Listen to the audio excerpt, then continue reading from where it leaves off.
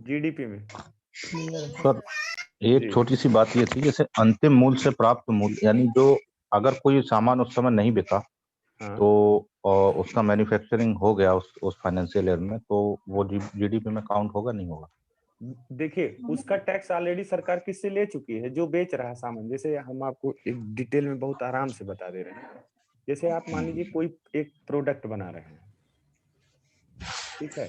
अब आपने प्रोडक्ट बनाया तो मान लीजिए कि 8 रुपया उसकी फैक्टर कास्ट, टोस्ट, लेबर कास्ट सब कुछ मिला के वो 8 रुपया में आपका प्रोडक्ट तैयार हुआ। 2 रुपया आपने ले लिया उस पर प्रॉफिट, तो टोटल कितना हो गया? 10 रुपया। लेकिन जब आप दाम लिखेंगे तो दाम लिखने का मतलब क्या, कि आप उसे मार्केट में बेचने जा रहे हैं, ठीक। अब मार्केट में बेचने जब जा रहे हैं तो सरकार जब बेचेंगे तो टैक्स लेगी। अब सरकार ये बताइए, एक एक व्यक्ति के पीछे 2-2 रुपया के लिए तो घूम नहीं सकती है, ठीक है। तो वो क्या करती है कि जो 2 रुपया यानी 10 रुपया इंटरप्रेन्योर का प्रॉफिट हो गया, फैक्टर कास्ट हो गई, 2 रुपया उस पर और जोड़ देगी वो।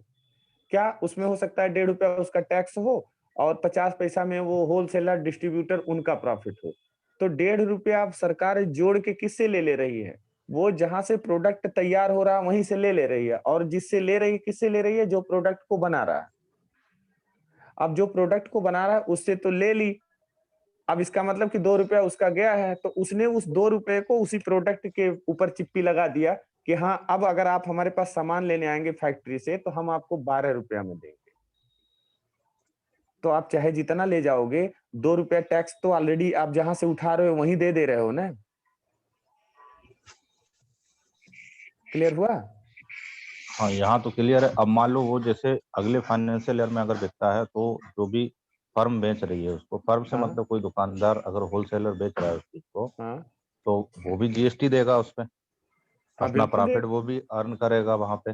हाँ जबकि वो पिछले फाइनेंशियल ईयर का है, तो नेक्स्ट हाँ में भी उसको हटाया नहीं जाएगा नहीं या वो भी नहीं, तो इंक्लूडेड रहेगा? जितना देखिए जब क्लोजिंग होता है तो क्लोजिंग में क्या फार्मूला है कि जितना सामान बिका है उतने का ही काउंटिंग होगा, और जो बचा हुआ है उसे ओपनिंग वाले ओपनिंग बैलेंस में लाके रख दिया जाता है, ठीक है।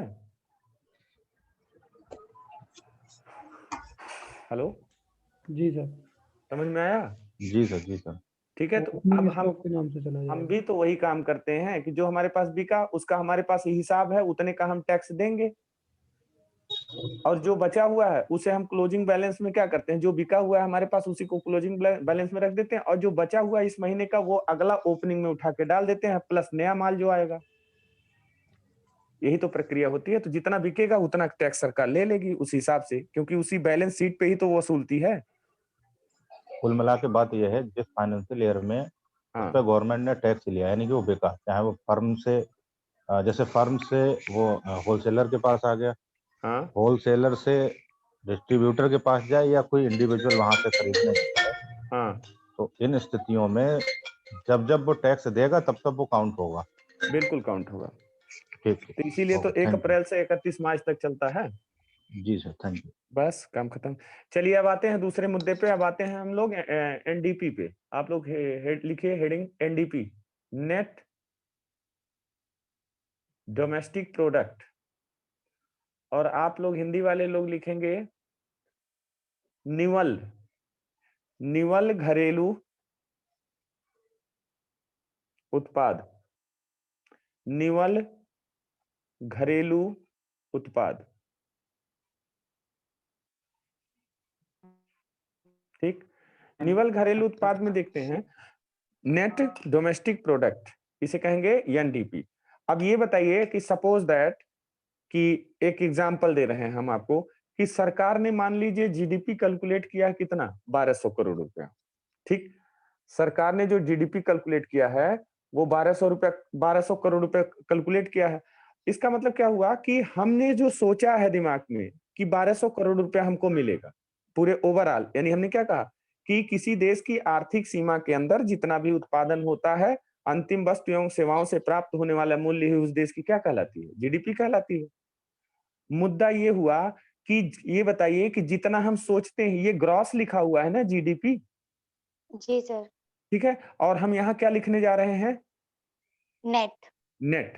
तो आप लोग ये ध्यान रखिए कि सपोज दैट कि आप अपने घर से 15 किलोमीटर दूर हो ऑफिस में, तो इसका मतलब कि आपके घर से ऑफिस आपका कितना दूर है? 15 किलोमीटर। 15 किलोमीटर। और आप नौकरी ज्वाइन किए, आपकी पेमेंट मान लीजिए 30,000 रुपया, ठीक?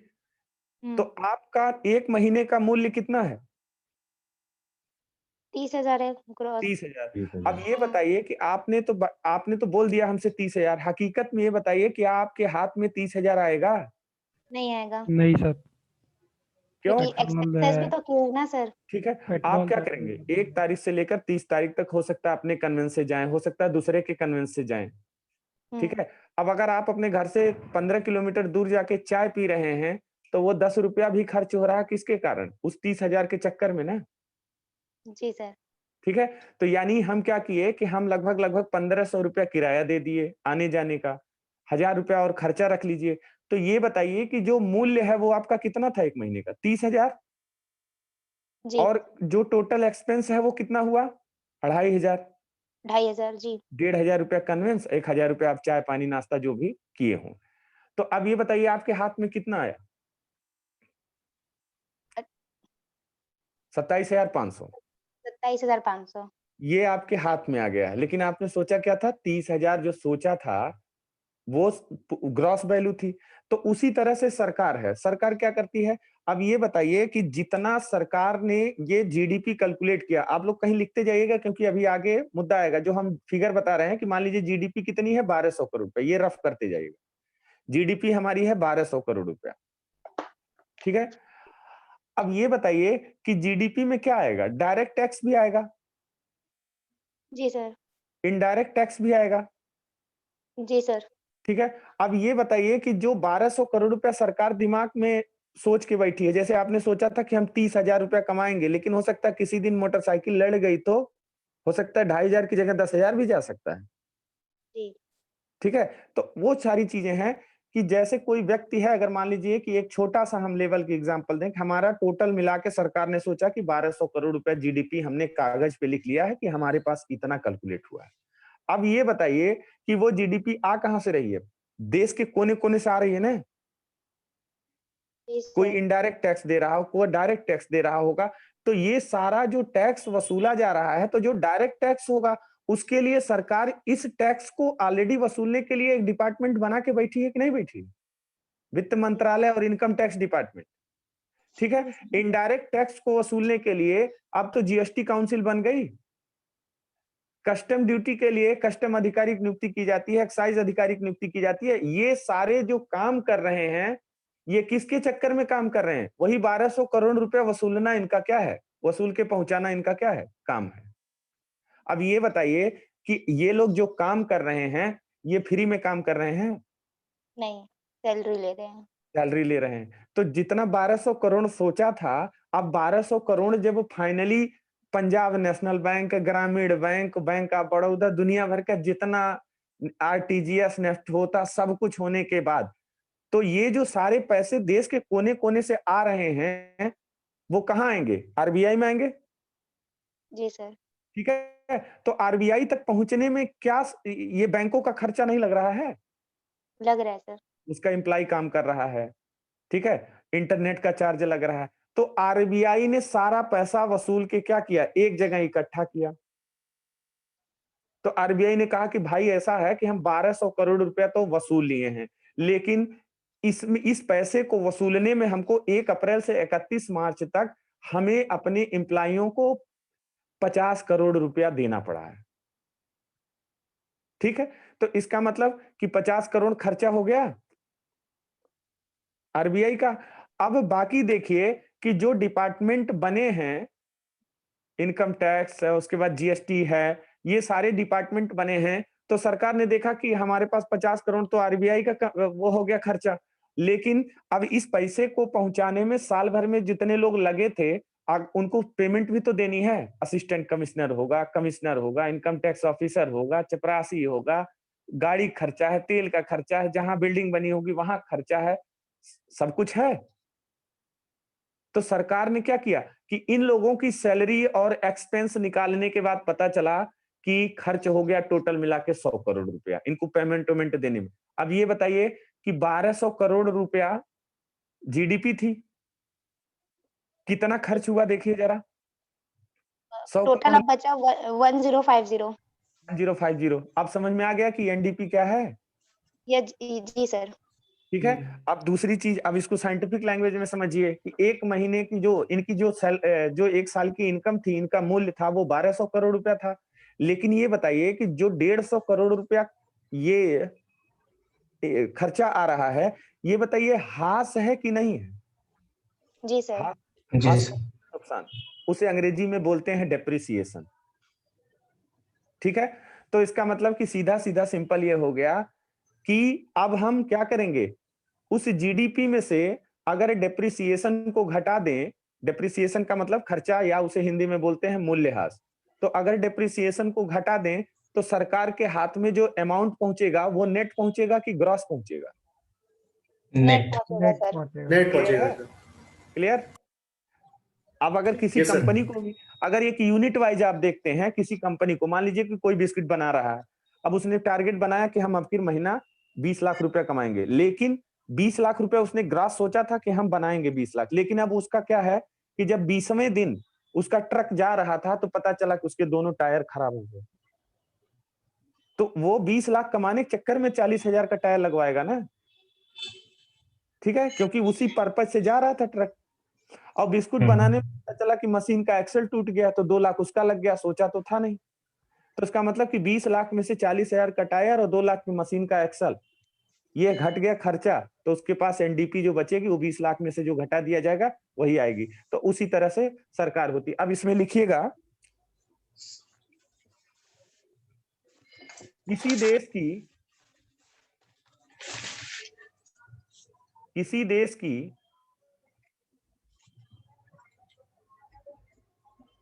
जीडीपी में से, किसी देश की जीडीपी में से एक वर्ष के दौरान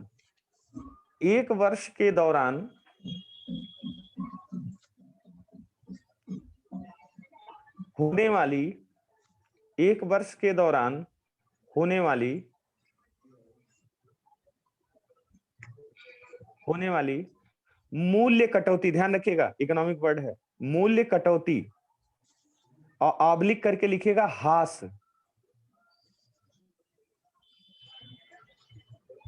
मूल्य कटौती ऑब्लिक हास को घटाने के बाद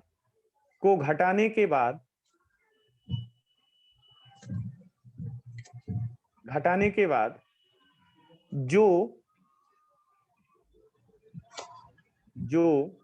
मूल्य सरकार को प्राप्त होता है,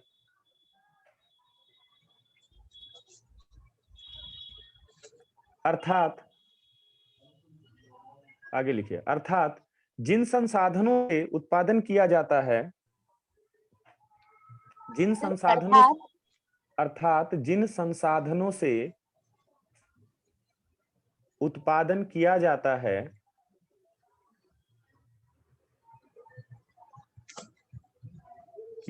है उसमें टूट फूट होती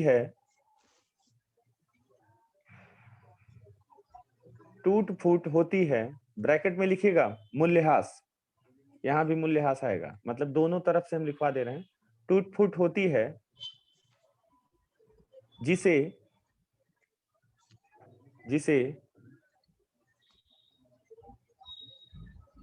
जिसे घटाया जाता है,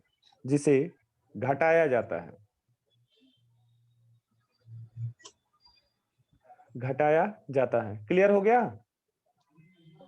जी सर।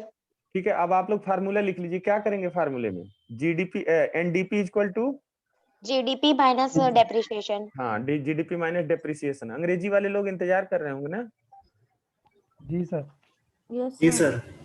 लिखिएगा NDP is the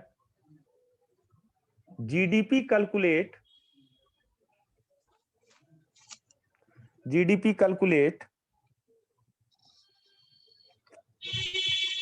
GDP calculate after adjusting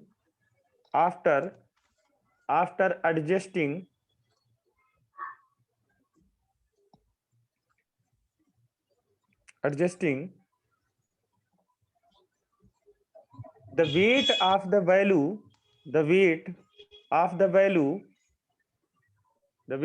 value of depreciation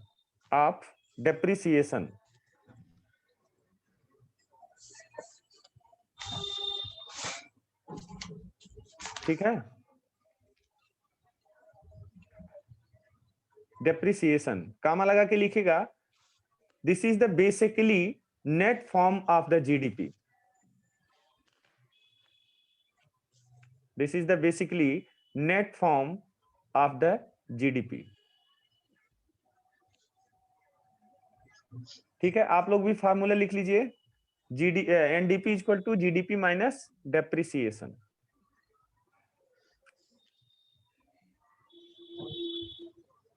अब अगर आपसे क्वेश्चन पूछ लिया जाए कि बताइए इनमें से कौन सा ऑप्शन सही है, which of the following option is correct, option दे रहे हैं हम आपको, आगे के पेपर के हिसाब से हम आपको बता रहे हैं। जीडीपी हमेशा एनडीपी से अधिक होगी,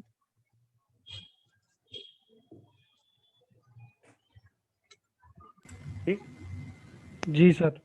एनडीपी हमेशा जीडीपी से ज्यादा होगी, गलत। गलत गलत है सर। अब आप लोग लिख लीजिए, सोच लीजिएगा, अपने लगाइएगा। और उसके बाद एनडीपी हमेशा जीडीपी से कम होगी,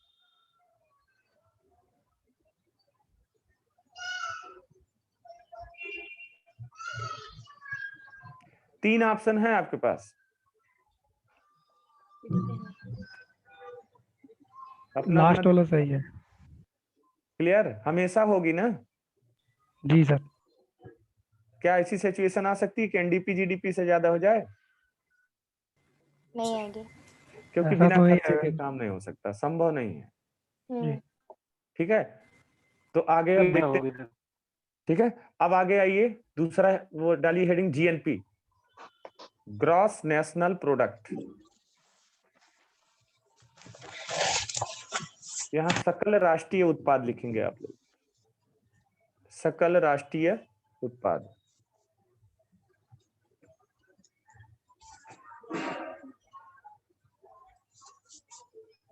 सकल राष्ट्रीय उत्पाद, जीएनपी आप लोग हिंदी वाले लोग भी ब्रैकेट में लिख लेंगे जीएनपी।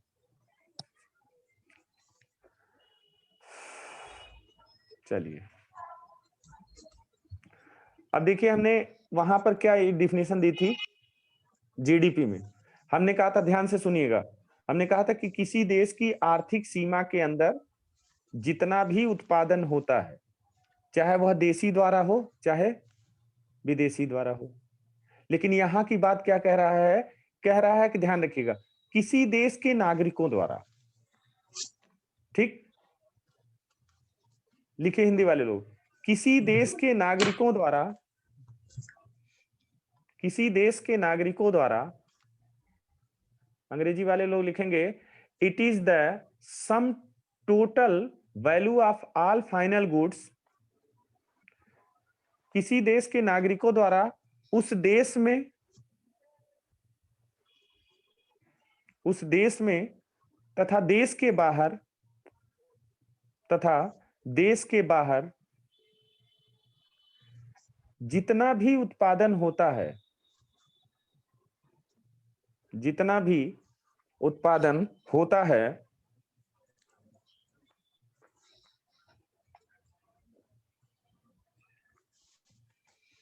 अंतिम वस्तु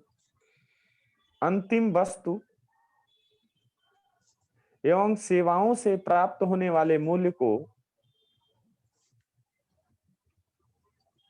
एवं सेवाओं से प्राप्त होने वाले मूल्य को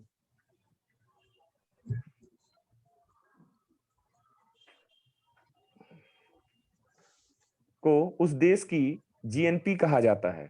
अंग्रेजी वाले लोग लिखेंगे It is the sum total value of all final goods and services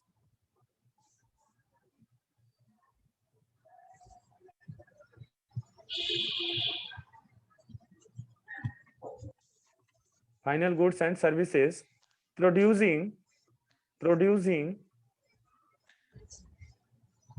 an accounting year या financial year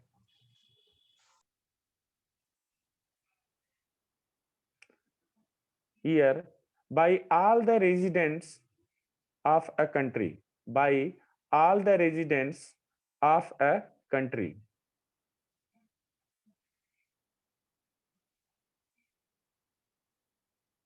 ठीक है, अब यहां पर देखिएगा हमने नाम लिया किसका, किसी देश के नागरिकों द्वारा। ठीक है, किसी देश के नागरिकों द्वारा उत्पादन हो रहा है, चाहे वो देश में कर रहे हो और चाहे विदेश में कर रहे हो। अब ध्यान रखिएगा कि वहां पर हमने बोला किसी देश की आर्थिक सीमा के अंदर, यानी वहां बाउंड्री की बात हो रही थी कि इस बाउंड्री के अंदर चाहे जो हो, चाहे देशी हो और चाहे विदेशी हो, दोनों का उत्पादन कैलकुलेट किया जाएगा। लेकिन यहाँ क्या कह रहा है कि किसी देश के नागरिकों द्वारा बाउंड्री के अंदर भी और बाउंड्री के बाहर भी, किसी देश के नागरिकों द्वारा उस देश में तथा देश के बाहर जितना भी उत्पादन होता है, तो अंतिम वस्तु और सेवाओं से प्राप्त होने वाले मूल्य को ही हम क्या कहते हैं, जीएनपी कहते हैं। अब मुद्दा देखिए यहाँ पर क्या है कि हमने जीडीपी में, अब इसका फार्मूला जरा लिखिए तभी हम आपको बता रहे हैं। लिखिए जीएनपी इक्वल टू, अब देखिए इक्वल टू करने के बाद रुकिए, कह रहा है कि क्या, कि उस देश के नागरिकों द्वारा उस देश में, तो जो उस देश में उत्पादन हुआ है वो क्या हुआ है, जीडीपी। लिखिए जीडीपी इक्वल टू जीडीपी। ठीक है, अब क्या कर रहा है, किसी देश के नागरिकों द्वारा उस देश में तथा देश के बाहर जितना भी उत्पादन होता है। हमने अभी इसमें किसको जोड़ा है, सिर्फ देश के अंदर जितना उत्पादन हुआ है। इसका मतलब कि अगर इसमें हम केवल जीएनपी में किसका कैलकुलेशन करेंगे, जो उस देश का पर्टिकुलर नागरिक होगा, लेकिन जीडीपी में तो हम देख रहे हैं क्या कि विदेशी भी हैं शामिल है। जी सर, इंक्लूड नहीं करेंगे, तो इसका मतलब इंक्लूड तो ऑलरेडी है जीडीपी में, इनको हमको बाहर निकालना पड़ेगा, क्योंकि हम इसमें उन्हीं का कैलकुलेशन करेंगे जो उस देश के क्या है, नागरिक हैं। अब सपोज दैट देखिए, अब हम एग्जांपल बता रहे हैं, जो बगल वाले रफ पे लिखे थे आप लोग कितना, 1200 करोड़ रुपया जीडीपी, जरा उस पे जाइए। जी देखिए मान लीजिए एक लिखिए यक्स और यम, उसी रफ पे लिखिएगा जहां 1200 करोड़ जीडीपी लिखे, यक्स और यम। यक्स का मतलब कि मान लीजिए यक्स वो व्यक्ति है जो भारत का कोई व्यक्ति है और अमेरिका में एक कंपनी लगाया है। मान लीजिए यक्स को हम मान लेते हैं टीसीएस या टाटा की कंपनी मान लेते हैं। लेकिन अब यम कौन है, भारत में विदेशी व्यक्ति है। लिख लीजिएगा, यक्स क्या है, भारत का विदेश में व्यक्ति है, भारत का विदेश में व्यक्ति है, और यम जो है वो क्या है, भारत में विदेशी व्यक्ति है। ठीक, अब ये बताइए कि हमने कहा कि हम इसमें उन्हीं को जोड़ेंगे जो हमारे देश के नागरिक होंगे। मान लीजिए कि यक्स अमेरिका में कमा रहा है, तो वह मान लीजिए कि टीसीएस वाली कंपनी है। अब टीसीएस जब वहां उत्पादन कर रही है, तो आपको डेफिनेशन मालूम है कि उसके द्वारा किए गए उत्पादन पर वहां पर जो टैक्स लगेगा वो किसकी जीडीपी में जाएगा, उस देश की, अमेरिका की जीडीपी में जाएगा। लेकिन जो टाटा का इनकम भी तो बचा होगा, ठीक है, इनकम जो बचा है वो कहाँ आएगा, जहां की वो कंपनी है मूल रूप से। तो टाटा का हेड ऑफिस कहाँ है, इंडिया में। इसका मतलब कि जो पैसा बचा हुआ है कमाई का, वो अमेरिका से अब भेजा जाएगा कहाँ, भारत। क्लियर, ठीक। अब भारत आ रहा है, मान लीजिए, अब आप समझ में आ गया ना कि वहां की कंपनी क्या दे रही है वहां की सरकार को। वहां भारत की कोई कंपनी अगर अमेरिका में स्टेब्लिश है या विदेश में स्टेब्लिश है, तो उसके द्वारा किया गया उत्पादन वहां की जीडीपी में जुड़ेगा, लेकिन भारत की क्या है, इनकम है, जीएनपी में जुड़ेगा। क्योंकि अभी देखिएगा, आपको प्रैक्टिकली हम समझा रहे हैं। अब मान लीजिए कि अमेरिका वाला जो टाटा कंपनी है वो क्या कर रही है, वो वहां से भेज रही है हेड ऑफिस पैसा। ये बताइए अमेरिका से जो रुपया आ रहा है वो किस में आ रहा है? डॉलर में। डॉलर में आ रहा है, डॉलर्स में सर। ठीक है। अब भारत में वो किस रूप में चाहिए? रुपये। रुपए में। तो आपको मालूम है कि जब करेंसी चेंज की जाती है तो सरकार उस पर डायरेक्ट टैक्स लेती है। SFT। जैसे आप कोई रियाल, दिनार और येन, पाउंड, डॉलर कुछ लेके आते हैं तो आप कहीं ना कहीं बैंक में जाते हैं, वेस्टर्न यूनियन या फॉरेन एक्सचेंज वाला बैंक है। बराबर। तो अगर मान लीजिए कि इस समय $1 की कीमत 70 रुपया है, तो आपको लगता है कि 70 रुपया वो दे देगा सीधे? नहीं देगा। उस पे 2 रुपया काट लेगा, 68 रुपया दे दिया। तो जो ये करेंसी पे टैक्स लगता है, इसे जब आप टैक्स वाला चैप्टर पढ़ेंगे तो वहां पढ़ेंगे, इसे कहते हैं सिक्योरिटी ट्रांजैक्शन टैक्स।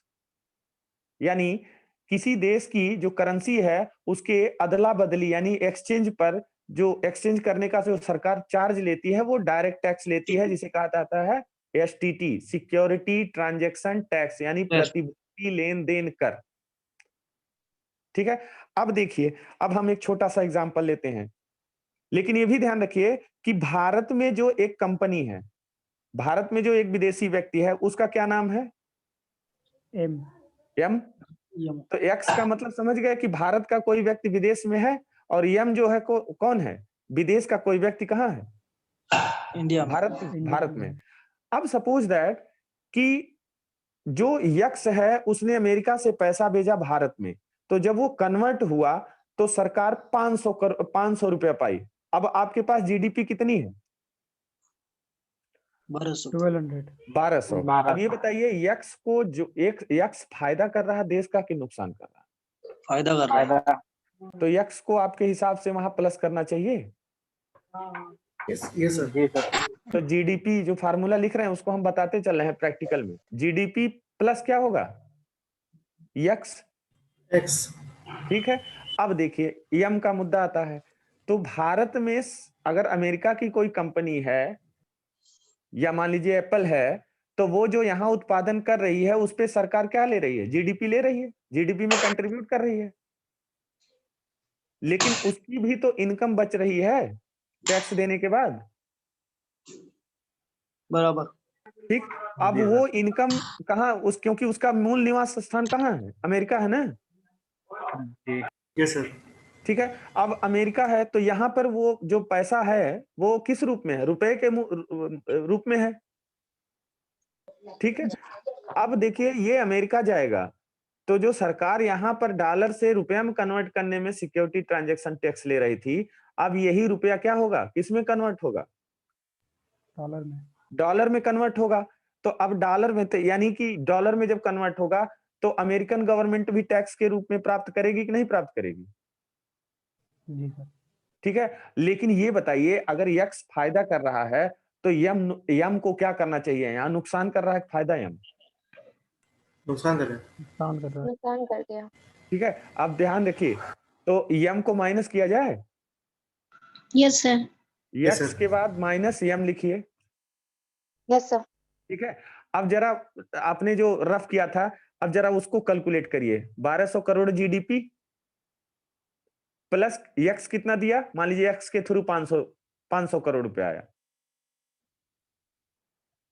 ठीक है। तो करोड़ की बात छोड़ दीजिए, वही लिमिटे में रहिए, हम लोग अभी करोड़ में ना जाएं। 1200 प्लस 500 रुपया और यम ने भेज दिया। अब अपने देश में बेइज्जती क्या कराएं, वैसे ज्यादा तो ज्यादा है। ठीक है। मान लीजिए यम ने 300 रुपया भेज दिया यहां से। अभी बताइए जीडीपी में जीएनपी में कुछ डिफरेंस आया? जी सर। 1400। Yes sir. जी सर। 1400। जेएनपी ज्यादा आ रहा है। जीएनपी आ गए। अब वहीं पे जहां आप लोग फार्मूला लिखे थे वहां पे लिखिए X equal to export, M equal to import. यानी यक्स का मतलब निर्यात और यम का मतलब आयात।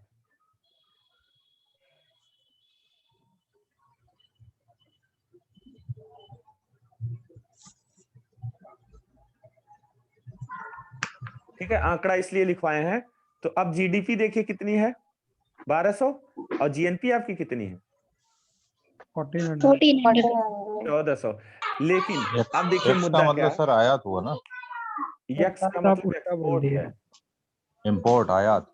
नहीं नहीं, एक्सपोर्ट निर्यात है वो भेज रहा है ना 100 वहां से अमेरिका से भाई। भेज रहा है हम इंडिया को। आदमी भेजे हैं तभी तो पैसा भेज रहा है, हमने आदमी आदमी को बेचा है ना। अच्छा वैसे। तब अब आप वैज्ञानिक बन के जाएंगे तो सरकार क्या कर रही है? एक्सपोर्ट ही तो कर रही है अमेरिका आपको। नहीं हम लोग प्रॉफिट बेसिस पे सोच रहे थे। नहीं नहीं, हम सब चीज पूरे ओवरऑल इकोनॉमी की बात कर रहे हैं। तो हम नॉर्मल सी बात कर रहे हैं कि जो व्यक्ति यक्स है वो अमेरिका से पैसा भेजेगा अपने घर न। तो अब जब अपने घर आ रहा है तो हिंदुस्तान में तो घर है उसका, तो उसके घर का फायदा है कि नहीं है? ठीक है। और यम वाला भेजेगा अपने घर तो वो नुकसान कर रहा है कि नहीं, कि 500 रुपया उधर से आया हम कमाए एक्सपोर्ट करके और 300 रुपया हमको इंपोर्ट करना पड़ा, तो हमारे पास जो इनकम बची वो कितनी बची बाहर की? 200 रुपया बची। तो हमने देख लीजिए, अब देख लीजिए इसमें कोई कंफ्यूजन हो तो बता दीजिए, हम इसलिए बहुत व्यवहारिक तरीके से इसको बता दिए। नहीं वो आपका सही है सर, जैसे आपने एक्स के लिए बताया निर्यात, हाँ और एम के लिए बताया आयात। तो एक्स को आपने यहाँ पर ये बताया था कि जो पैसा बाहर से भेज रहा है, तो बाहर से जो चीज आती है वो तो आयात हुआ ना। अरे भाई हमने किसी को भेजा है तभी तो वो भेज रहा है, हमने उसकी क्वालिटी को बेचा है अमेरिका को, तभी तो जाके अमेरिका उसका पेमेंट दे रहा है। वो अच्छा, ठीक है, इंडियंस समझ हमारे लिए एसेट समझ के गया। फॉर्म में गया है हम वो। आदमी को ठीक, भी ठीक। तो एक प्रोडक्ट मान लें। जैसे हमारे यहाँ अगर शिक्षा व्यवस्था अच्छी हो जाए, हम सारे लोग वैज्ञानिक और साइंटिस्ट हो जाएं, तो हम जाके दूसरे देश में खाली रुपए तो कमाएंगे, हम तो बिकेंगे ही ना। लेकिन जब हम प्राइमरी में पढ़ेंगे तो हम कहाँ बिक रहे हैं? हम अपने यहाँ खुद देसी मार्केट नहीं बिक पा रहे हैं, विदेशी तो बातें छोड़ दी। ठीक है, तो ये हो गया क्या? ये हो गई आपकी जीएनपी। अब देखिए भारत सरकार की क्या स्थिति है वर्तमान में। 1991 से आज तक एक बार फायदे में आई थी 1991 में, आज तक हम कभी फायदे में नहीं आए। क्या? अब आप जो कैलकुलेशन कर रहे हैं उसमें देखिए जरा, वो जो वैल्यू वाला लिखवाए हैं 1200 करोड़ रुपया तो जीडीपी है, और रियलिटी में भारत सरकार की स्थिति क्या है कि 500 रुपया आता है। फिर दूसरा कैलकुलेशन करिए, 1200 जीएनपी इक्वल टू 1200 प्लस, हो गया। ठीक है 500, अब माइनस 800 लिखिए,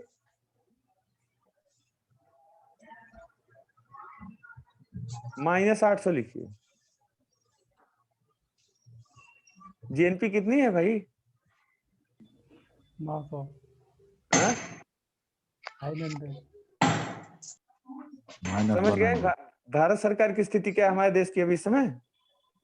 माइनस हो गई ना, यहाँ पे कम हो गई। हाँ, तो यहाँ ये स्थिति है हमारी कि अभी माइनस हमें में। जीडीपी में से भी निकाल के देना पड़ रहा है, यानी बीओपी बैंक जो बैलेंस ऑफ पेमेंट है वो मेंटेन अभी नहीं है, क्योंकि हम क्या करते हैं, खरीदते सबसे ज्यादा, आपको मालूम है आयात सबसे ज्यादा होता है भारत में, और हम एक्सपोर्ट क्या है कम करते हैं।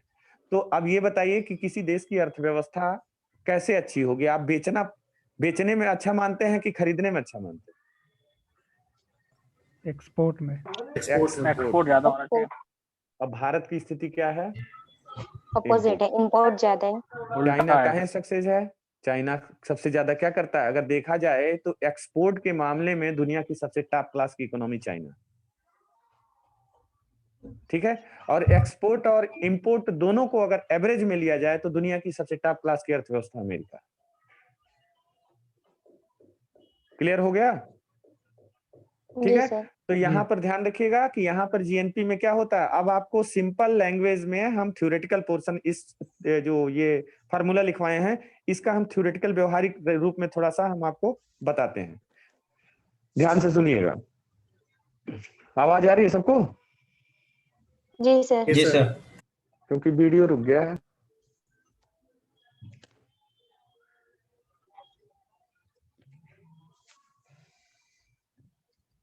एक मिनट,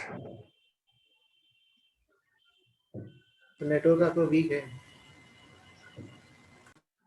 अब आ गया? वीडियो ऑफ ही रखिए सर, कोई इशू नहीं है। ठीक है, अरे कोई दिक्कत नहीं है, वो डेटा वाला रहता है ना, वार्निंग देने लगता है तो बंद हो जाता है। तो अब देखिए कि व्यवहारिक लैंग्वेज में अगर हम देखें तो स्थिति क्या है कि ये बताइए कि भारत में अगर कोई विदेशी कंपनी काम कर रही है, ठीक है, भारत में यदि कोई अमेरिका की कंपनी काम कर रही है तो वह भारत की जीएनपी में जुड़ेगी कि जीडीपी में? जल्दी आंसर दीजिए। जीडीपी में जुड़ेगी। जीडीपी। जीडीपी किसकी जीएनपी में जुड़ेगी? अमेरिका की। अमेरिका की। ठीक है, भारत की कोई कंपनी अमेरिका में है और भारत एक साउथ कोरिया की कंपनी भारत में है, तो कोरिया द्वारा किया गया जो इनकम है और जो अमेरिका वाली कंपनी के द्वारा किया गया इनकम है, वो किसकी जीएनपी और किसकी जीडीपी में जुड़ेगी? जल्दी बताइए। भारत की जीडीपी में जुड़ेगी और कोरिया वाली कंपनी का कोरिया वाले में जीएनपी में जुड़ेगा। हाँ ठीक है, तो सारी चीजें क्लियर है, जीएनपी जीडीपी ना? जी ठीक है, सर। अब आइए एनएनपी पे। हम लोग फाइनली आ गए हैं नेशनल इनकम पे। सरकार अंदर से भी पैसा कमा चुकी है, बाहर से भी पैसा कमा चुकी है। एनएनपी पे आइए। बस सेम वही एनडीपी वाला फार्मूला होगा, क्योंकि जो बैंक एक्सचेंज करके जो रुपया आएगा, जो सारी चीजें खर्च हुई होंगी उस पैसे को पाने में, वही सारी लिखेगा। जीएनपी में से जीएनपी में से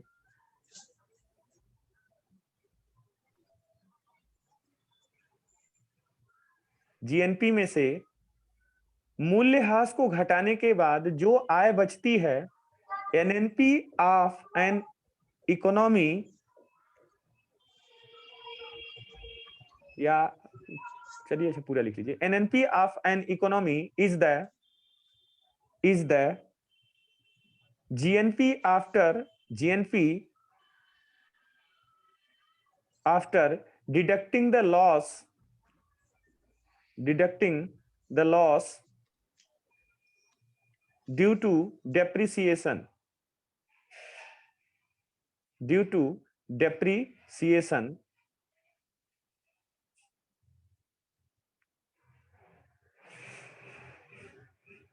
ठीक है, फुल स्टॉप करिए। आप लोग लिखिएगा it is also called NNP, it is also called national income of any country, national income of any country.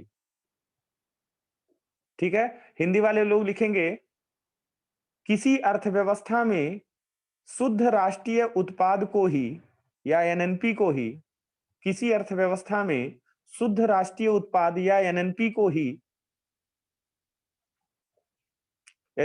ही उस देश की राष्ट्रीय आय के रूप में आकलित किया जाता है, उस देश की राष्ट्रीय आय के रूप में आकलित किया जाता है। सर रिपीट कर देना, थोड़ा नेटवर्क इशू।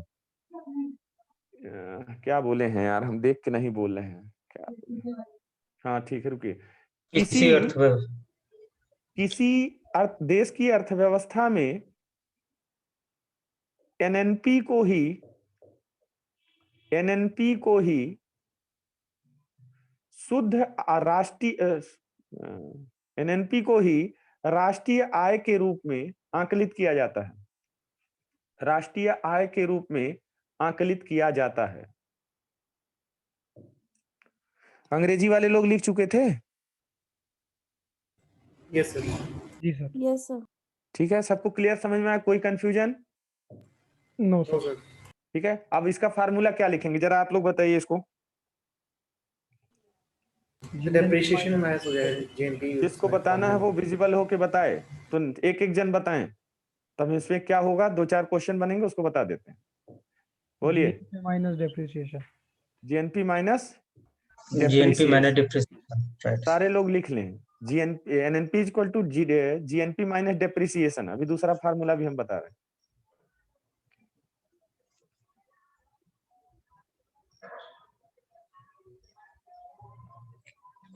डेप्रिसिएशन।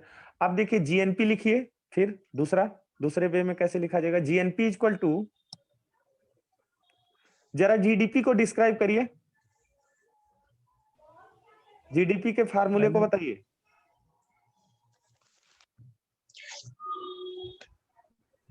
निवेश प्लस उपभोग प्लस सब्सिडी। ठीक, निवेश प्लस उपभोग प्लस सरकारी या सब्सिडी। तो अगर हम यहां पर जीडीपी न लिखकर आई प्लस सी प्लस जीई लिखे तो चलेगा?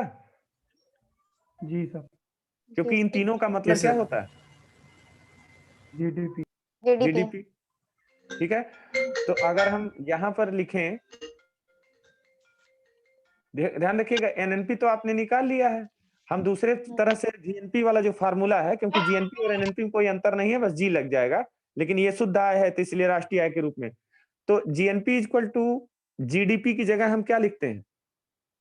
आई plus C plus G government expenditure plus X minus M कर सकते हैं, प्लस एक्स माइनस एम। इसको यस सर। अलग कर लीजिएगा, ये जीएनपी फार्मूला। अब ये बताइए कि क्लोज इकोनॉमी, हम बता रहे थे कि खुली अर्थव्यवस्था और बंद अर्थव्यवस्था में क्या अंतर है। याद करिए जब हम अर्थव्यवस्था के टाइप्स ऑफ इकोनॉमी पढ़ रहे थे। एक सब डाउट है, थोड़ा उसको क्लियर कर दो पहले। बोलिए sir NNP equal to GNP minus C, तो वो था मतलब मूल्यह्रास। नहीं, वो एनएनपी वाली बात नहीं, वो एनएनपी फार्मूला तो आप लोग लिख लिए, NNP equal to GNP minus depreciation. हाँ ठीक है सर, ओके। ठीक है, और ये जो लिखवा रहे हैं, मान लीजिए कि आपके पेपर में अलग से आ जाए कि अगर वो जीएनपी का formula GDP plus X minus M न देके वो लिख दे क्या कि GNP equal to I plus C plus G plus X minus M. समझ में आया? आई सी और इसका मतलब क्या हो गया कि उसको अगर हम बटोर दें तो जीडीपी तो हो जाएगा जी। ठीक है। अब देखिए क्या मुद्दा आता है, क्लोज इकोनॉमी कैसे कहते हैं, आप लोग लिखिएगा when X equal to M. Hindi वाले लोग भी लिखेंगे, नोट करके ये सारी चीजें लिखेंगे नीचे। When X equal to M, जब निर्यात बराबर आयात होता है, when X equal to M,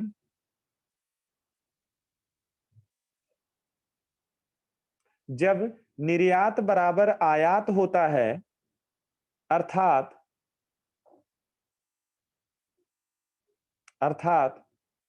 निर्यात में से आयात को घटाने पर, निर्यात में से आयात को घटाने पर मूल्य शून्य प्राप्त होता है, मूल्य शून्य प्राप्त होता है।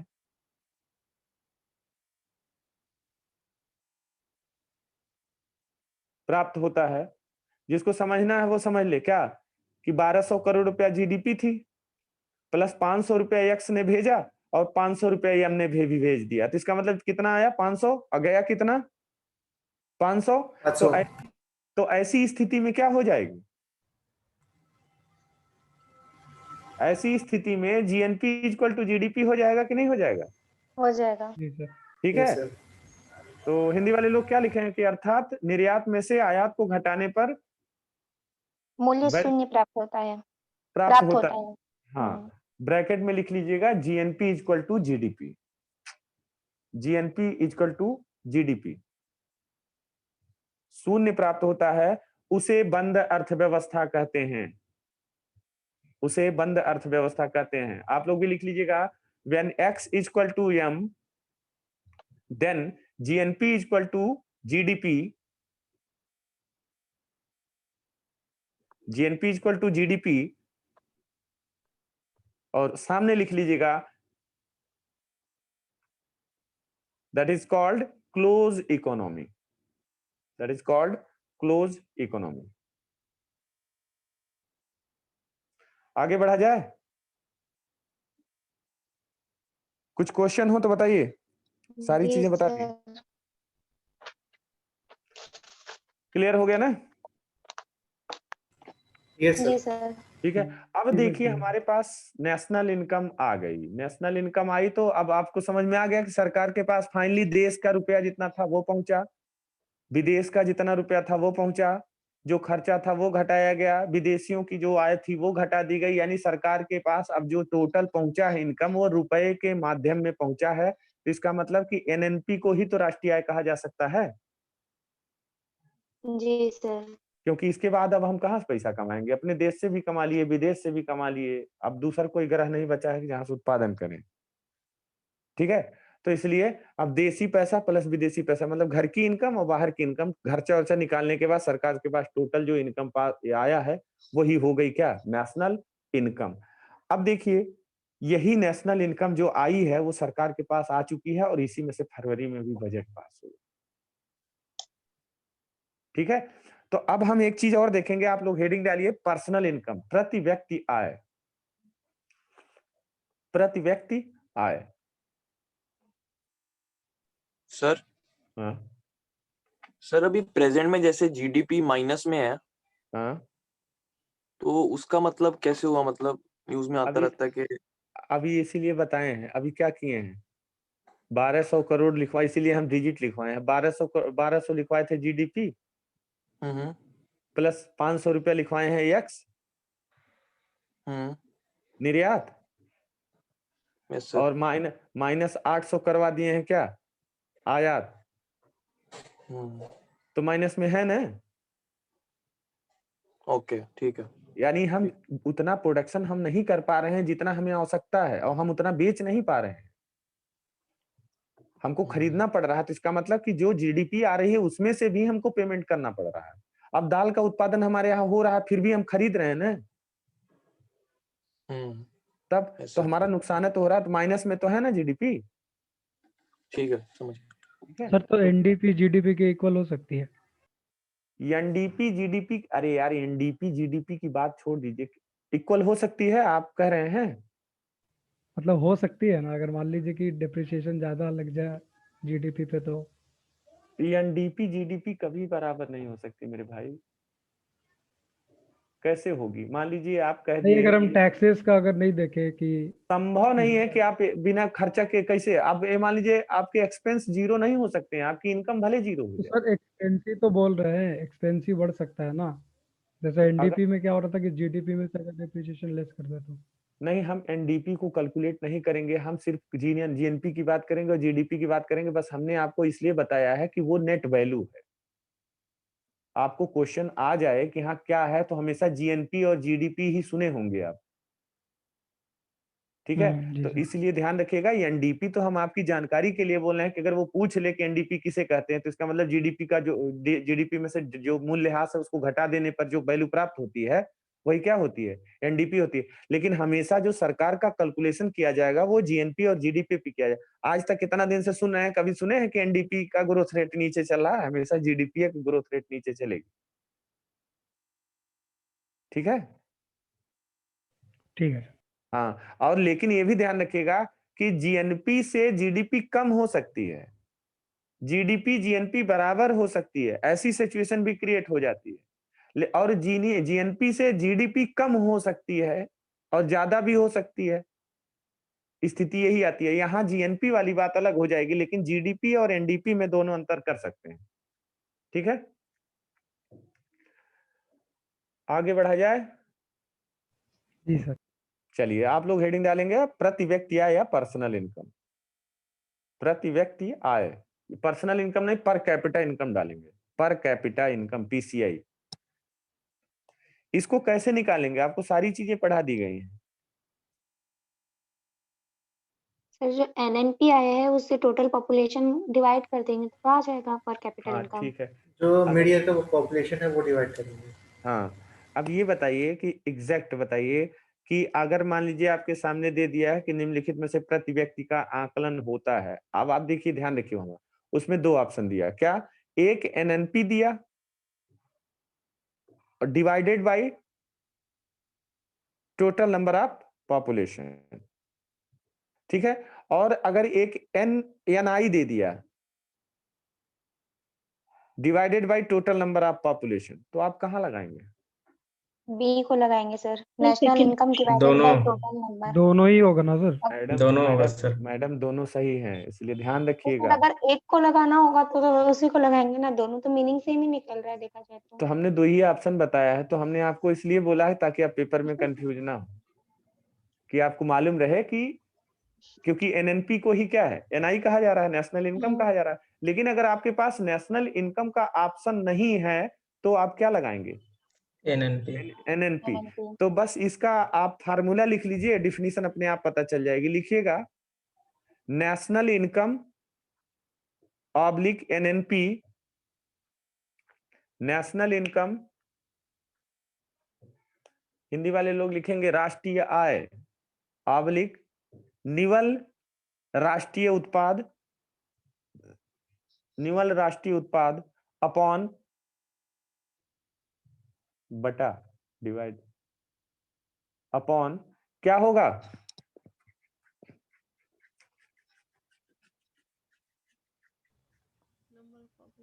जनसंख्या। जनसंख्या गलत करके आएंगी, ध्यान रखिएगा, 1 साल की जनसंख्या होगी। अगर मान लीजिए आज 1 अप्रैल से, आज 31 मार्च है और आज किसी का एक बच्चा पैदा हो गया, तो वो भी कंट्रीब्यूट कर रहा है नेशनल इनकम में, क्योंकि उसके पैदा होने के कारण दवा बिक गई शाम को लगभग 2000 रुपए, दूध बिक गया आधा लीटर, तमाम लोग खुशी में, क्या है, बच्चा पैदा हुआ, तमाम लोग खुशी में मिठाई खा डाले। इसका मतलब कि जो उम्मीद नहीं थी सरकार को बिकने की, ठीक है, वो भी बिक गई। तो जो चीज बिक रही है उस पर टैक्स मिल रहा है कि नहीं मिल रहा है? तो जी इसका सर। मतलब कि आज जो बच्चा पैदा हुआ है वो भी आज तक के नेशनल इनकम में, जो साल भर अंतिम दिन है, वो भी उसका अधिकार नेशनल इनकम में है। इसलिए हिंदी वाले लोग लिखेंगे गत वर्ष की जनसंख्या, गत वर्ष। अंग्रेजी वाले लोग लिखेंगे, समझ ही रहे हैं, टोटल नंबर ऑफ पॉपुलेशन, गत वर्ष की जनसंख्या। सर एक छोटी सी बात है, गत वर्ष जी मतलब जिस साल जो पीसीआई कैलकुलेट की जा रही है उस साल उसकी जो एनआई है, हाँ यानी उस फाइनेंशियल ईयर की, हाँ उसी फाइनेंशियल ईयर में उसकी कितनी जनसंख्या थी, उससे होगा ना। हाँ, बिल्कुल वही तो है। तो कंट्रीब्यूट तो जी, सरकार के पास आंकड़ा है, ठीक है, जी, लेकिन बस ये है कि हम ये मान के चलते हैं कि हमारे पास 130 करोड़ जनसंख्या, लेकिन आज बढ़ रही है, लेकिन जो हमारे पास डेटा है, ठीक है, हम उसी पे लेंगे। लेकिन अगर व्यवहारिक तौर पे देखा जाए तो गत वर्ष की जनसंख्या, इसका मतलब कि नेशनल इनकम में जो कंट्रीब्यूशन है, उस आज बच्चे का भी तो उसके थ्रू तो कुछ टैक्स गया होगा, ठीक है। तो यही मुद्दा है कि उस बच्चे का भी कंट्रीब्यूशन है। अब ये कहिए कि भिखारी नेशनल इनकम में कंट्रीब्यूट नहीं करता है, करेगा, क्योंकि वो भले दिन भर पैसा मांगता है लेकिन शाम को जाके क्या है, कुछ खरीद के बिस्किट खा खाएगा ना। लेता है। और जब खरीद के खाएगा तो समझ में आ रहा है आपको, एमआरपी अब ब्रैकेट में लिखा हुआ है, इंक्लूसिव ऑफ ऑल टैक्सेस। तो इसका मतलब कि सरकार के जेब में 2 रुपया बढ़ गया, भले वो 5 रुपए का सामान खाया हो, 10 रुपए का सामान खाया हो। तो इसलिए जो पर कैपिटा इनकम है, अब वो इनकम कितनी है, अभी जब नेशनल इनकम का कैलकुलेशन होगा, अभी जितनी नेशनल इनकम है उसमें से टोटल नंबर ऑफ पॉपुलेशन घटा दिया जाए, तो वर्तमान में अभी पता चल जाएगा। अभी जब बजट पास होगा तो जो पर्सनल इनकम, नई इनकम है, अगर मान लीजिए पेपर पहले पास होगा तो ये सारा डेटा हम आपको बताएंगे। अभी सिर्फ हम आपको बेसिक पढ़ा रहे हैं इसलिए, ताकि जब हम आपको करंट वाला पोर्शन पढ़ाएंगे जहां ज्यादा क्वेश्चन उठते हैं, ताकि आपको तुरंत क्लियर हो जाए, ठीक है। तो हर वर्ष ये बताइए, जैसे दादा भाई नौराजी ने आकलन किया था, उस समय हमारे देश की प्रति व्यक्ति आय 20 रुपया थी। तो सोचिए कि कितनी नेशनल इनकम रही होगी हमारी। इसका मतलब लुट गए थे हम, बर्बाद तो हो ही गए थे। साल भर में हमको अगर बांटा जाए तो सरकार के पास एक व्यक्ति को देने के लिए 20 रुपया है, और इस समय वर्तमान में हमारी 1 लाख रुपया से ऊपर है। तो सोचिए कि वहां हम कितने लुटे थे। तो स्थिति यह है कि 1 लाख रुपया है, लेकिन अभी हम इसको लिखवा नहीं रहे हैं, क्योंकि ये डेटा अभी फरवरी में तुरंत बदल जाएगा। तो इसलिए अभी जब बजट पास हो जाएगा तभी इसको लिखवाएंगे। अब आपका ये हो गया है, नेशनल इनकम कंप्लीट हो गया इसमें। अब आपको हम लिखवाते हैं फैक्टर कॉस्ट, ठीक है। चलिए आप लोग हेडिंग डालेंगे अब, national income and it's related aggregates. लिखेगा राष्ट्रीय आय से संबंधित, राष्ट्रीय आय से संबंधित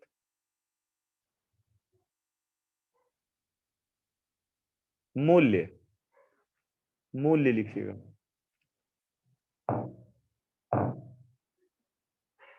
मूल्य, national income and it's related aggregate.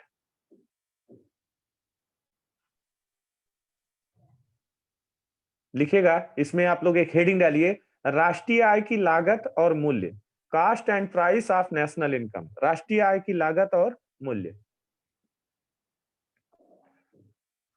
राष्ट्रीय आय की लागत एवं मूल्य। लिखिएगा, थोड़ा तेजी से लिख लीजिए, उसके बाद तब हम इसको बता देते हैं क्योंकि टाइम भी हो गया है। देखिए, राष्ट्रीय आय की गणना करते समय व्हाइल कैलकुलेटिंग नेशनल इनकम, राष्ट्रीय आय की गणना करते समय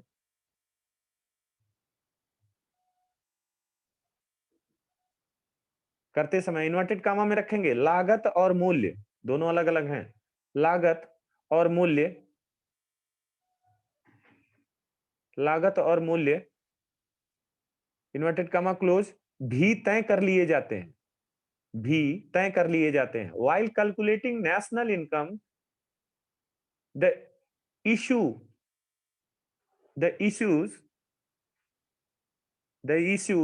related to cost and price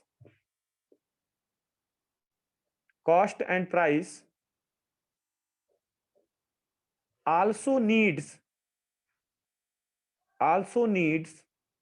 to be described।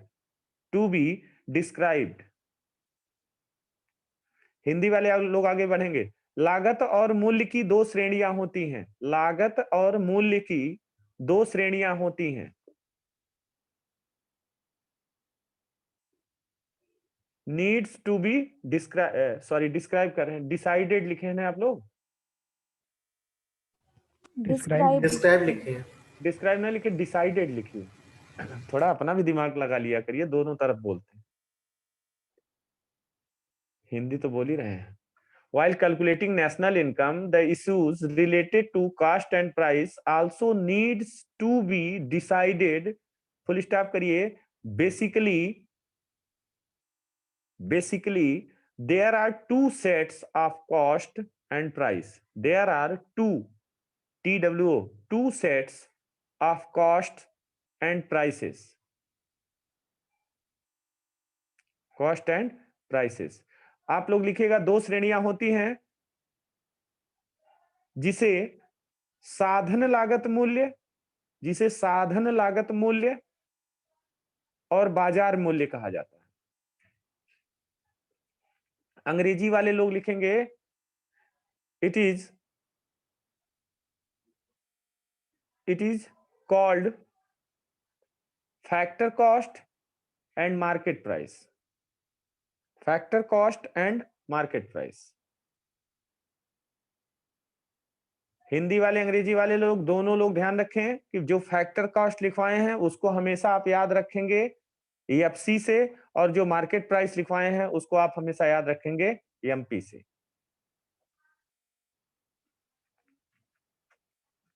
हमने दो चीजों की बात की है, क्या? फैक्टर कॉस्ट एंड मार्केटिंग और मार्केट प्राइस। भारत में जो, अब अगर आपसे पूछे, देखिए अब थोड़ा सा हम जीडीपी में चलते हैं या जीएनपी में चलते हैं। भारत की जो जीएनपी है या एनएनपी है, फाइनली वो किस पे कैलकुलेट की जाती है? फैक्टर कॉस्ट पे की जाएगी कि मार्केट प्राइस पे की जाएगी? Market price. भाई जब हमने मार्केट प्राइस की बात, जब हमने कहा कि हमको मार्केट प्राइस का मतलब कि हमारे पास जो ओरिजिनल आ रहा है उसका मतलब क्या है? वो मार्केट प्राइस तो है नहीं, ठीक है। ये दोनों इसलिए रखे गए थे, जब तक जीएसटी नहीं लागू थी तब तक टैक्स को कैलकुलेट करने में बहुत दिक्कत होती है। क्यों? क्योंकि उत्तर प्रदेश में उसका दाम कुछ और है, दिल्ली में उसका दाम कुछ और है। तो अगर हम एक दाम पे अगर एक टैक्स लेके चलेंगे तो क्या हो पाएगा? क्योंकि किसी चीज का दाम पता चला यहाँ 100 रुपए में मिला है, दिल्ली में वो 95 रुपए में मिला है, तो फ्लेक्सिबिलिटी, तब थोड़ा सा कैलकुलेशन गड़बड़ हो जाएगा ना। अब देखिए इन दोनों को हम पहले डिस्क्राइब कर देते हैं क्या है। पहली हेडिंग डालेंगे आप लोग फैक्टर कॉस्ट या साधन लागत, साधन लागत, फैक्टर कॉस्ट, ब्रैकेट में लिख लेंगे एफसी। अब जरा इधर देखिए, सपोज दैट कि हमने एक मार्कर बनाना शुरू किया, तो मार्कर के लिए क्या हमने क्या, हम साधन लागत की बात करने जा रहे हैं। ये बताइए कि इस मार्कर में हमको, मार्कर अभी बन के तैयार नहीं हुआ, मार्कर के लिए हमें क्या क्या चाहिए? प्लास्टिक चाहिए, रॉ मटेरियल, ठीक है, और उसके बाद उसमें जो अंदर वो है क्या, फॉर्म है, ठीक है, फॉर्म होता है।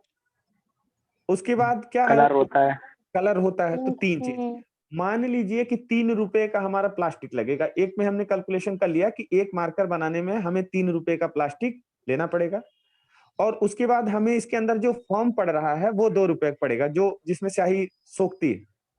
तो 3 और 2 रुपया फॉर्म, ठीक है, और 3 2 5, और 3 रुपए की एक मार्कर में क्या लग रही है? इंक लग रही है। तो ये बताइए कि आप मान लीजिए कि आप इस कंपनी के मालिक हैं, आप ये मार्कर बना रहे हैं, हम आप ही लोगों को देख रहे हैं, तो 3 रुपए का हो गया क्या प्लास्टिक, 2 रुपया किसके अंदर का फॉर्म, तो 3 2 5 और 3 रुपए किसमें हो गई क्या, स्याही। 5।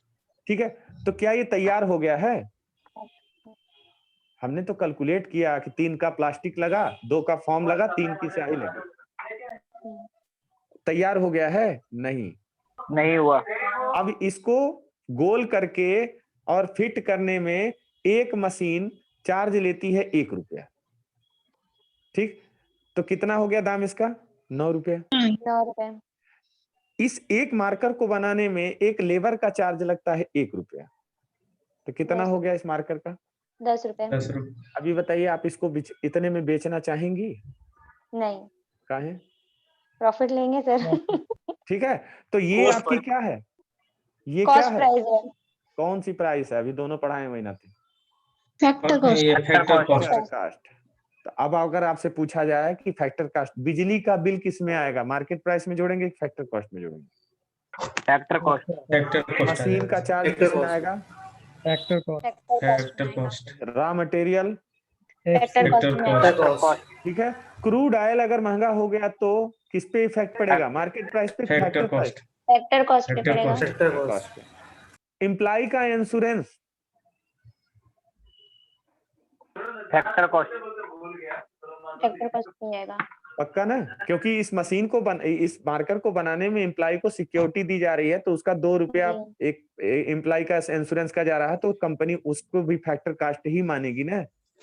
जी सर। तो इसका मतलब कि आप जरा इसकी डिफिनीशन एक जन बताइए, कोई साधन लागत जो लिखे हैं अपने अपने लैंग्वेज में बताइए। किसी उत्पाद को बनाने में आया कुल खर्च ही साधन लागत मूल्य होता है। हाँ, ठीक है, समझ में आ गया। इस पे अभी टैक्स नहीं लगा है, ये सब्सिडी में चल रहा है, लेकिन जो अभी मार्केट में निकलेगा तो इस पे जो जुड़ा प्रॉफिट, ठीक है, और जो जुड़ा टैक्स, तो प्रॉफिट और टैक्स जो जुड़े तो इसका दाम 14 रुपया हो जाएगा। इसमें सब्सिडी भी ऐड होगी?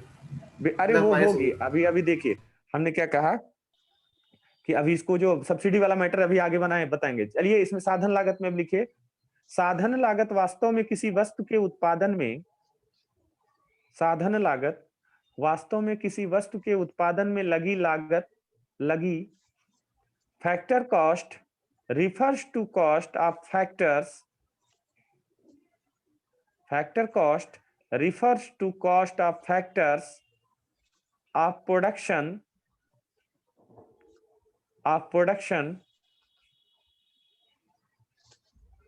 like as rent of land, interest of land,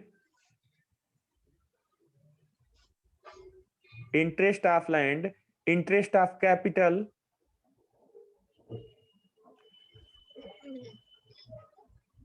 wages,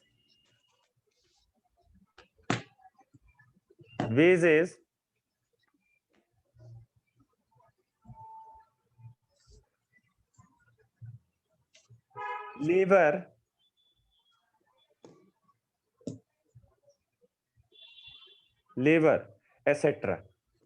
Hindi वाले लोग लिखेंगे, साधन लागत वास्तव में किसी वस्तु के उत्पादन में लगी लागत मूल्य होती है, लागत मूल्य होती है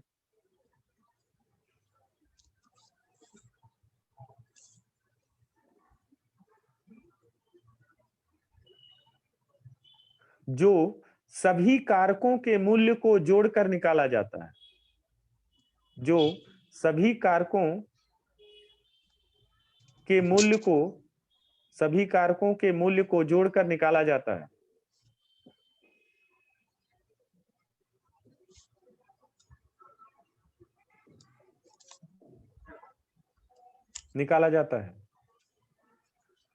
कारक कौन कौन से हैं लिखिएगा, कच्चा माल, हिंदी बोल रहे हैं, अंग्रेजी वालों को जो छूटा होगा लगेगा उनको लिखना है तो लिख लेंगे। कच्चा माल, मजदूरी,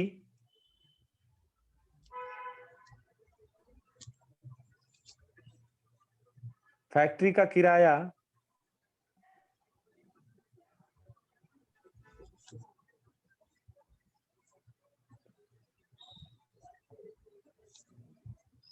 किराया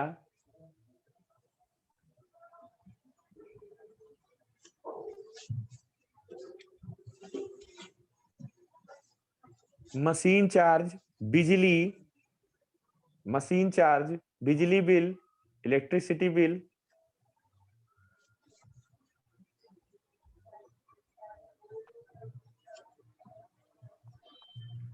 एम्प्लॉय इंश्योरेंस,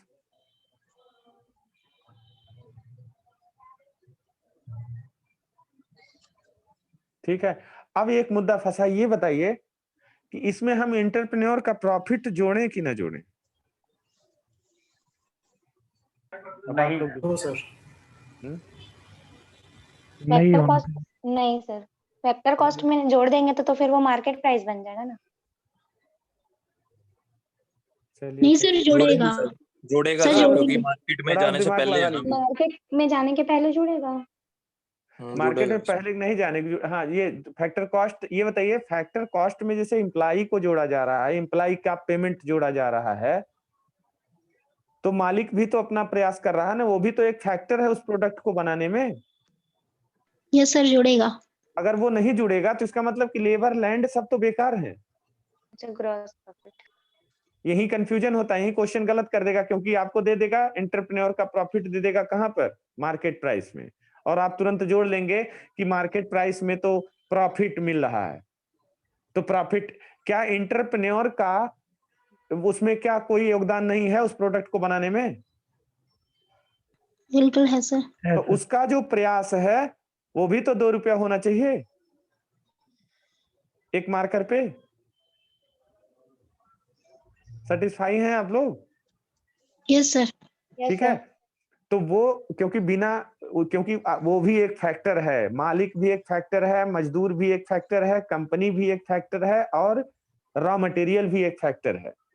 मार्केट प्राइस तब होती है जब उस पे क्या है, टैक्स जुड़ जाता है, यानी सरकार का प्रॉफिट और अन्य लोग उस पे कमाने वाला पोर्शन रखते हैं, तब वो। अब देखिए कि मान लीजिए कि हमने कितने का कहा, मार्कर कितने का बन के तैयार हुआ था, 10 रुपए का। 10 का। ठीक है। मालिक का कितना प्रॉफिट है, मालिक कितना ले रहा है, 2 रुपया। 2 रुपए। तो टोटल मार्कर कितने का है, 12 रुपए का हो गया। 12 रुपए का। अब ये कंपनी से बाहर निकल रहा है, ठीक है। अभी तक क्योंकि ये बेचने के लिए तो गया नहीं अभी, जब तक क्या था, जब तक फैक्ट्री में था तब तक इस पे टैक्स इंपोज नहीं था, ठीक है। तो यहां ध्यान रखिएगा। तो स्थिति क्या आती है कि अब जा रहा है ये मार्केट में, तो मार्केट में क्या हो जाएगा, इस पे लग जाएगा क्या, टैक्स। लगेगा, ठीक है। तो आप लोग जो फैक्टर कॉस्ट लिखे हैं इसकी जरा इसका फार्मूला लिखिए। सर ये फैक्टर कॉस्ट में ट्रांसपोर्टेशन भी तो लग जाएगा ना सर? बिल्कुल लगेगा। हमने क्या कहा कि उस सामान को मार्केट में पहुंचाने तक जो ट्रांसपोर्टेशन होगा वो जो एंटरप्रेन्योर होगा वो अपने प्रॉफिट में इंक्लूड कर लेगा, ठीक है। तो क्योंकि देखिए जब अब कहा, मतलब हम आपको बता दें कि फैक्टर कॉस्ट तब तक रहेगी जब तक वो मार्केट में सामान नहीं पहुंच जाएगा। इसका मतलब कि जो वो रोड मार्केट में पहुंचा तो वहां से उसकी प्राइस शुरू हो जाती है, कौन सी, मार्केट की, यानी मार्केट प्राइस शुरू हो जाएगी। और जब तक वो मार्केट में नहीं है तब तक वो क्या है, फैक्टर कॉस्ट है। तो ध्यान रखिएगा कि मार्केट और फैक्ट्री के बीच में जितनी भी चीजें आएंगी सब फैक्टर कॉस्ट के बीच में आएंगी, ठीक है। तो इस पे आप लोग एक फार्मूला लिखिए, एफसी इक्वल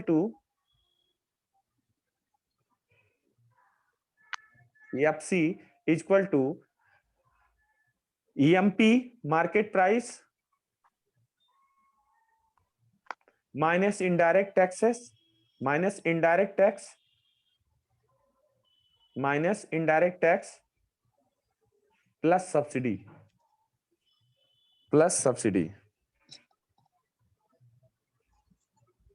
ठीक है। ये बताइए कि मान लीजिए इसका दाम कितना था, 12 रुपया, ठीक है जी सर।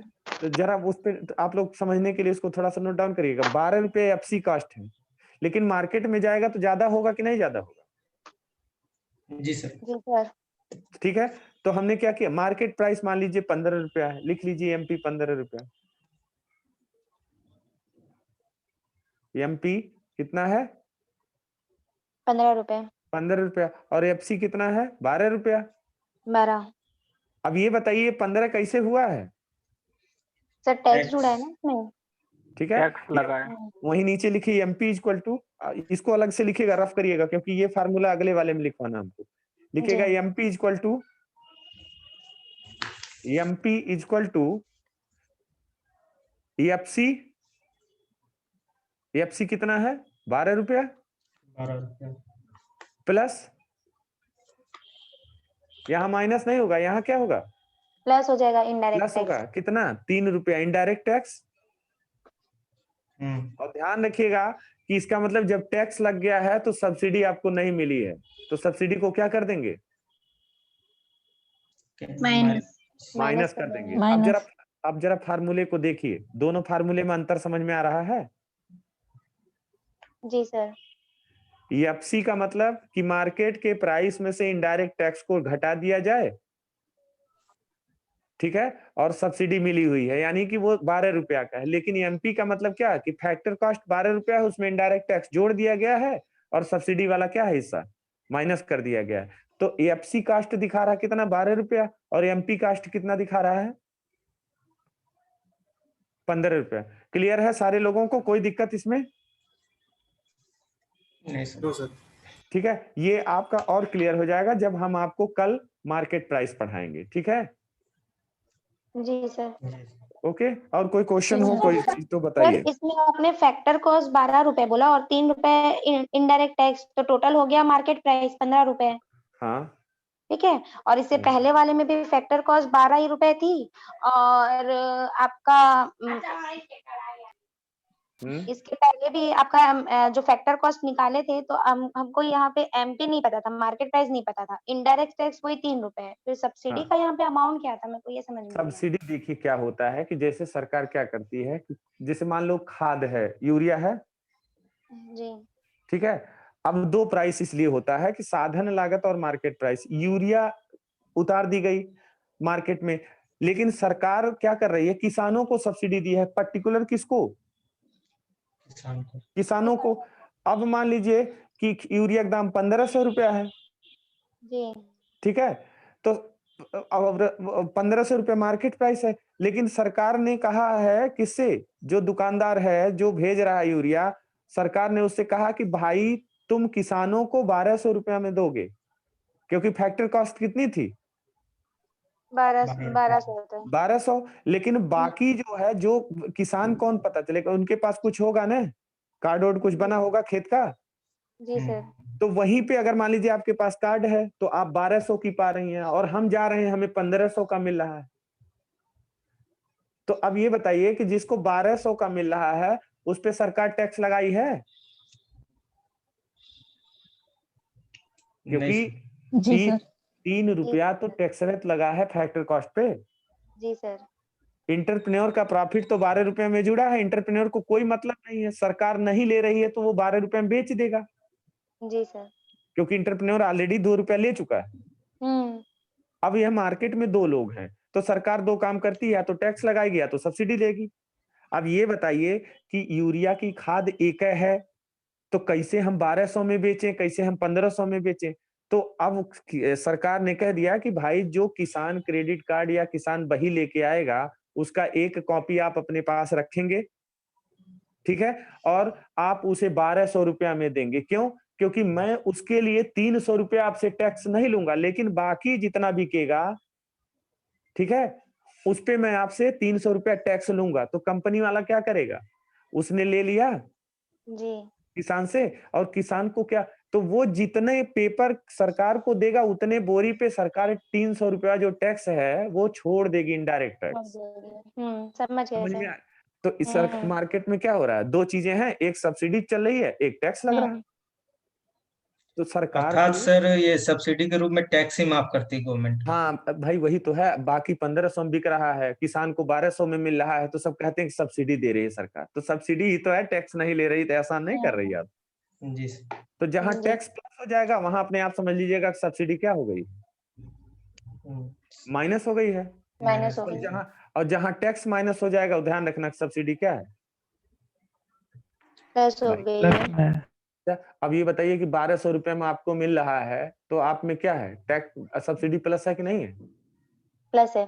तो इसका मतलब सरकार ने टैक्स नहीं लिया तो सब्सिडी ही दी है, सरकार ने छूट दिया है, ऐसा थोड़ी ना जोड़ेगी। और जिसको 1500 में मिला उसको क्या, उसको सब्सिडी नहीं मिली है, तो इसलिए बस इतना एक चीज ध्यान रखना कि जहां सब्सिडी मिली है तो ध्यान रखना कि टैक्स नहीं लगा है, और जहां सब्सिडी नहीं मिली है वहां समझ लेना क्या है, टैक्स लगा है। टैक्स लगा है। क्लियर हो गया? जी सर। ठीक है, तो फिर कल मुलाकात होती है सब लोगों से। जी सर सर। जाते जाते एक बहुत छोटी सी बात, मुश्किल से 20 सेकंड लगेंगे सर।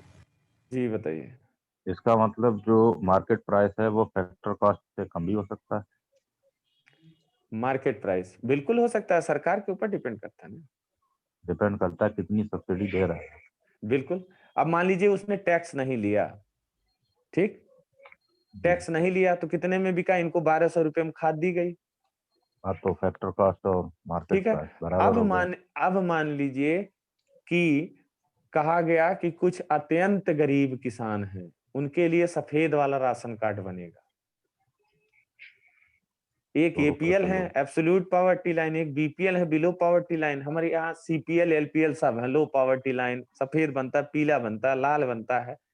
तो अब मान लीजिए सफेद वाले के पास उतनी भी कैपेसिटी नहीं है, सरकार ने कहा कि ऐसा है कि जिसके पास सफेद वाला राशन कार्ड है उसको खाद 800 रुपया में दिया जाए। तो एंटरप्रेन्योर ने कहा कि भाई हमारा तो फैक्टर कॉस्ट भी नहीं निकल रहा है क्योंकि 12 रुपया तो हमको चाहिए। उन्होंने कहा कि आप 8 रुपया में उनको दीजिए, 400 रुपया हम अपने पास से देंगे आपको। क्लियर?